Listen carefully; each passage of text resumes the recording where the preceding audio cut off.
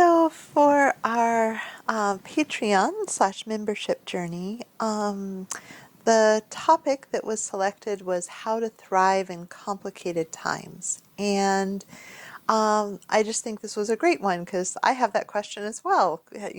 How do we thrive in complicated times? And so one of the things, that the guides were just kind of dropping in, just as a framing for this, even before I did the journey, just kind of being with like, oh, this is the journey I'm gonna do at some point. Were kind of reminding me of sort of the arc of things where a lot of old souls who have, their own personal path and a transpersonal path, got really excited about being on the planet in developed countries in this particular time, in the age of the internet and good dental care and a lot more ability to choose again about where we live and what we do for livelihood and who we want to be in relationship with and all of those kind of things. Because I think that, um, for a lot of us, we may have been really interested in incarnation initially, but, we might have gotten bored being a sheep farmer after doing it a couple of times in the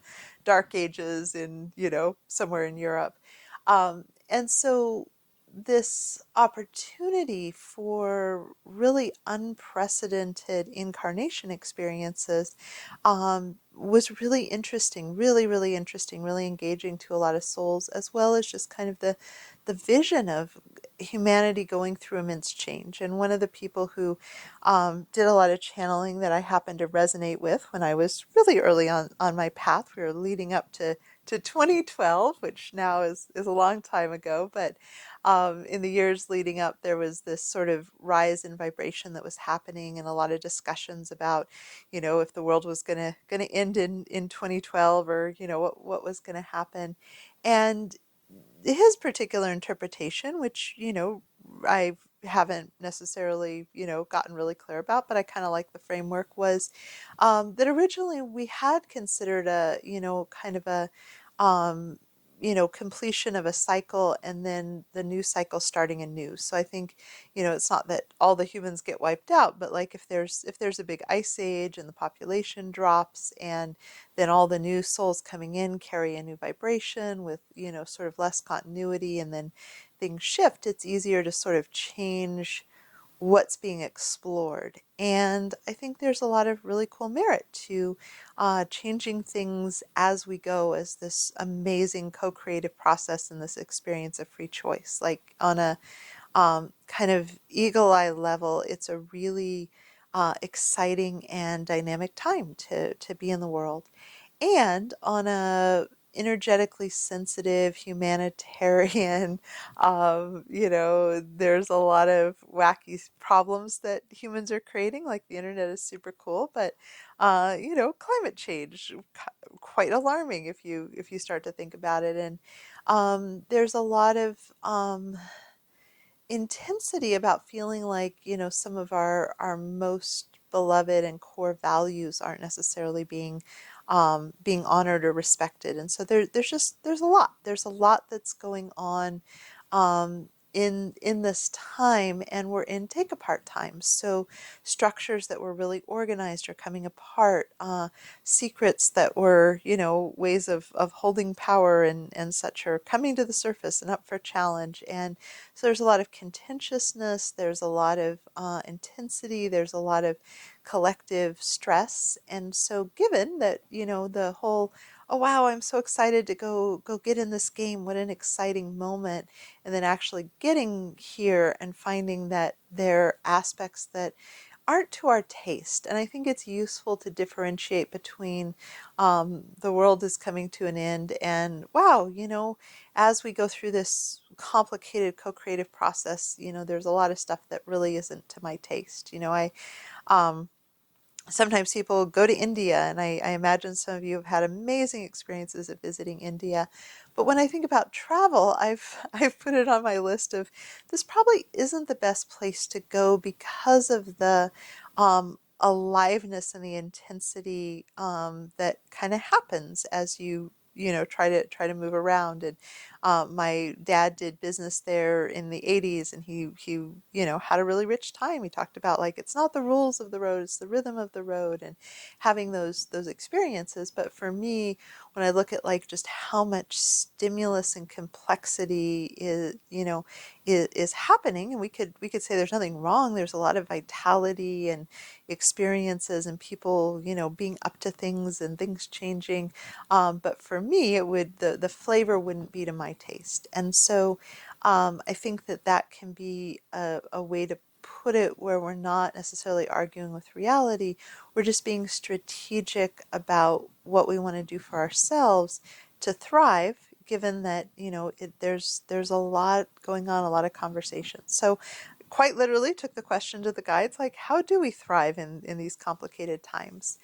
And one of the things they wanted to really illuminate for all of us is, like, each human on the planet is at the center of a group of guides that are their allies and helpers and supporters. And sometimes the guides just take a step back and hang out, because if somebody's, like, for example, really, really addicted to cocaine and is starting to have some really disastrous effects, their guides can be like, hey, how's about, maybe going a different route? But if they don't, that's cool too. Like, free choice is really honored. So it doesn't necessarily mean that everybody's making the sustainable choices for themselves that we would wish. I have a very dear friend, love him to pieces, and he's got diabetes that is getting worse, and is just absolutely doing a number of lifestyle things that are the absolute opposite of what would be best for not having diabetes progress, and I just look at his diet and I'm like, wow, I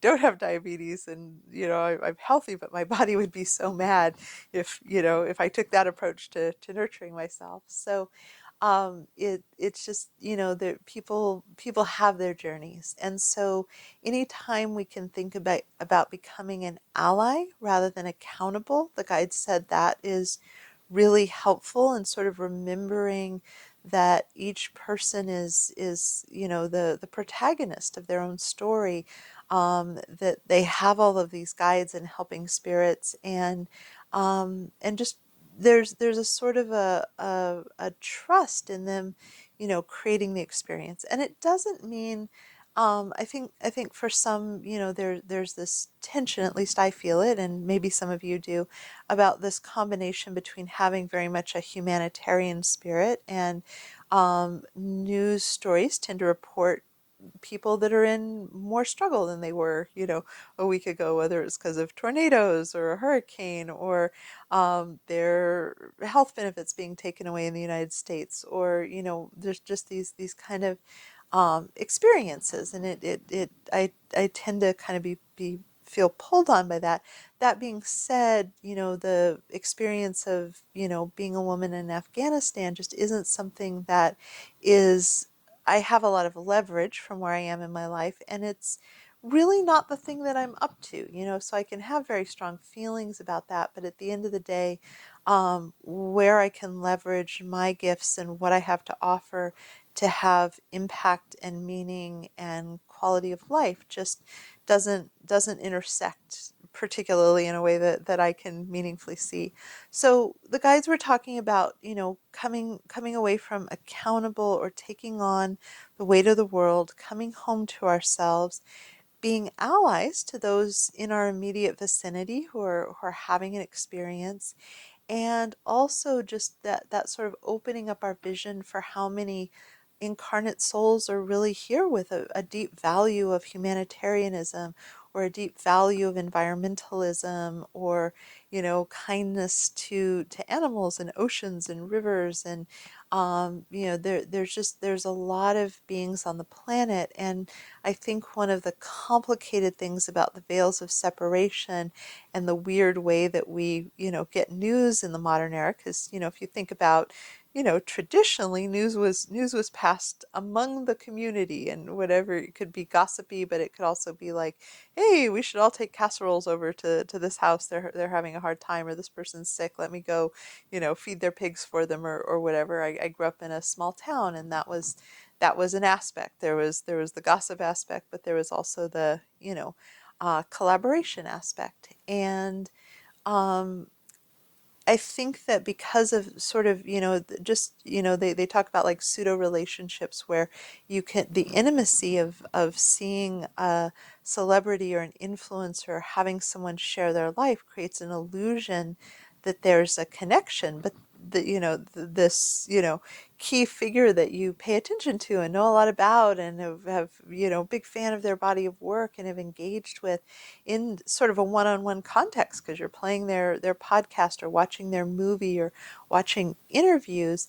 Actually, that person has no idea that you exist, but our brain kind of plays weird tricks on us in an interesting way. And I think that kind of happens with the news cycle as well, where the nature of the veils of separation we put on, combined with the sort of way that we receive information about difficult things in isolation, and the way that that trips a lot of our core values, because I think, a lot of the people who work with me have a may all beings be well.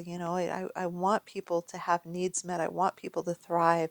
That's really important to me. I think, sometimes people are, very full with their own experience, and that's really legitimate. But in general, I think that lives inside of a lot of people, and particularly lives inside of, the demographic of people that I get to work with.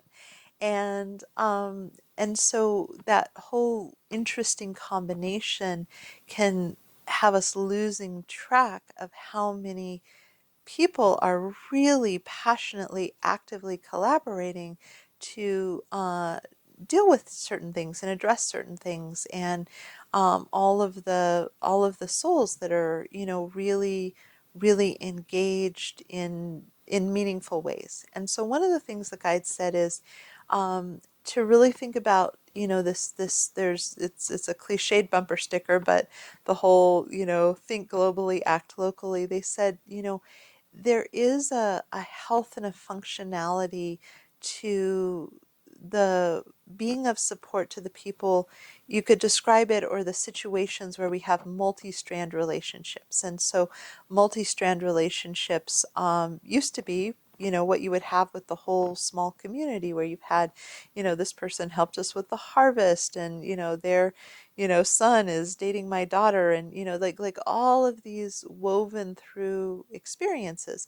Whereas in the modern, we can have these, sort of single strand relationships where it's like, this is the teller at my bank, and that's it. No other interconnections or context or overlap.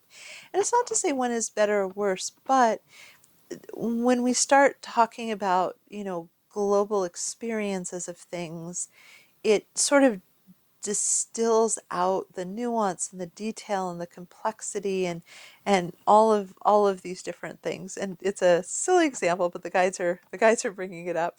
So I meet a beloved friend of mine, usually every Monday for lunch, and we have this restaurant we really like, and it's kind of on a hill in it's an area called Mount Helix. And basically, recently some cars went right over the side of they just were speeding, and they came down and they dropped down a really steep hill into the parking lot. Much damage, much chaos.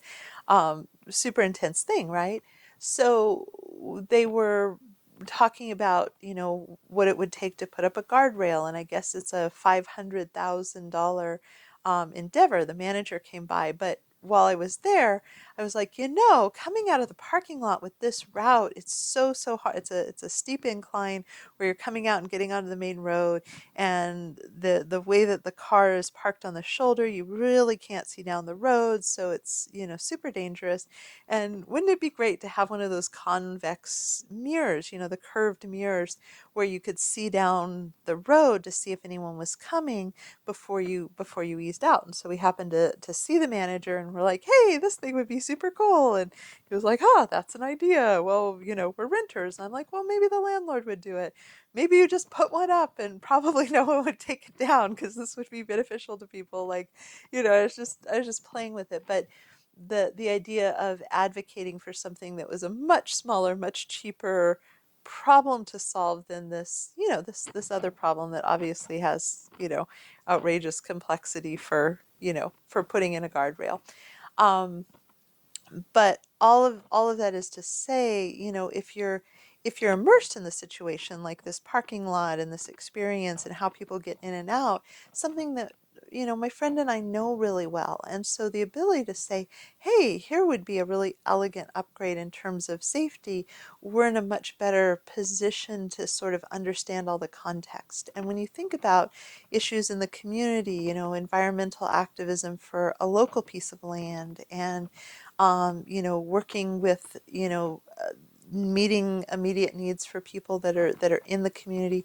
There's a lot more leverage, but there's also kind of context. The guys are using the analogy of white flour versus whole grain flour, and I think it's fair to think of the stories that we, take in from the news cycle in whatever format are sort of like white flour. It's been distilled down. It's meant to hit a lot of human chemistry, whereas when we are more ground zero and local to an experience, we're still keeping all the nuance and all the complexities and what the barriers are, and all of those kind of things. So it's just an invitation that the guide said to have whatever bandwidth we have left that could go to contribution, not just sort of spin in the larger. And if you're called to activism, that's great, but sort of moving through where it might be support for community members who had a surgery, or however that ends up playing out, just kind of that coming back to that we have the most leverage if we're working locally, and also just remembering that ally thing where we don't take on accountability that we don't have the power to really enforce. We're like, yeah, I could be helpful with that, but I don't need to be the chairperson unless you do. Again, these are guidelines and some ideas. The guides also just shared some energetic interventions. One of them was just lots of soothing energy, like all is well, you're okay, there's no danger here, breathe, come home to your body, put your feet on the ground, be connected, be resourced. So they were sharing some cleansing energy and some nourishing energy and some soothing, to kind of really help us to come back to our center, because it's a very loud, intense, divisive time with seemingly a lot of clash of values. And, I'm quite disturbed by how much contempt and disdain really is part of the discourse. And honestly, I don't like dehumanizing other people, even if I happen to have a really hard time with their particular political expression. I still think it's a really toxic way to look at other humans when we start distilling them down and attributing a mind map. Oh, you believe this, then you're this way and this way and this way. And our brains are designed to do it. So this isn't meant to be like you're reprehensible if you find yourself doing it. You're human. That's the biology that we got. But as many of you know, I genuinely believe we do better if we give our biology adult supervision. And it's certainly a time with how much collective activation there is and how wired we are to pick up on cues of activation, where having ease and lack of tension and health and vitality just really running through our bodies is more uphill than it's been at other times in my lifetime. And certainly, if we started comparing to past lives, and there are some really great things about the modern era. I really like the whole secure access to food and indoor plumbing, and my power went out on Sunday for a few hours, and I was just really noticing, like, well, never mind. But being super happy that I had a phone that still had a signal that I could hotspot my Wi-Fi to, and it just kind of cracked me up, because we get so very accustomed. I was having a conversation the other night with a friend, and he was talking about working in South Africa and the complexity of power distribution. And so in all of the disagreements and money flow and everything else, like, there's an app that will tell you when you could expect power outages, it's pretty accurate, and everybody just works around that because that's kind of the basic. Like sometimes we have power, sometimes we don't, and it's super great that sometimes we could, plan ahead and, cook dinner early, knowing that 2 hours from now the power is going to be out. So, there's a lot. I think it's worthwhile to, just look around and note the things that genuinely work for us, that are really supportive, that are really needs met, the ways that just for ourselves, and in the ways that we're moved with humanitarianism or any other kind of cause, the make all humans be well. But I know it also can really move of like, may the rivers be clean, and may the dolphins be happy, and may the deep sea get to rock on being the deep sea without humans messing with it, and you know all the things. So anyway, there's just this combination between some messages and some kind of adjustments that the guides wanted to recommend making to sort of come home to ourselves, uh, turning our shamanic vision or our psychic vision a little bit to seeing all of the collaborators in, you know, humanity collectively and the planet collectively being on a good path, on a really sustainable, needs met. We all get to hang here and have really beautiful, rich experiences with all the highs and lows and ups and downs that go with it, so that you don't necessarily feel kind of the individual weight, and sort of remembering, that aspect, because, sometimes people just give up reading the news, and that's valid.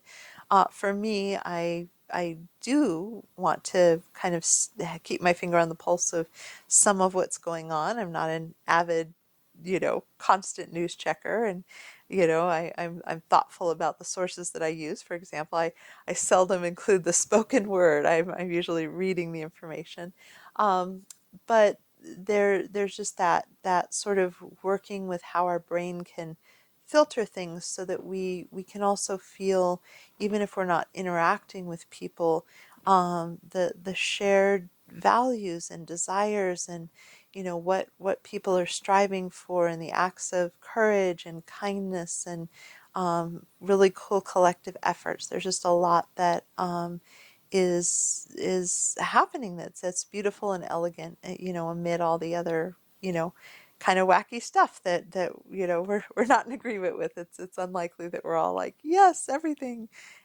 feels right and good and aligned. But anyway, so all of that is to say, lots of energetic support and some perspectives the guides felt like would be helpful for us in navigating these complicated times in a way that genuinely and authentically allows us to thrive, because it's a good thing. It's a good thing for us to thrive in our lives, even amid all the take apart and change that's happening in the larger picture.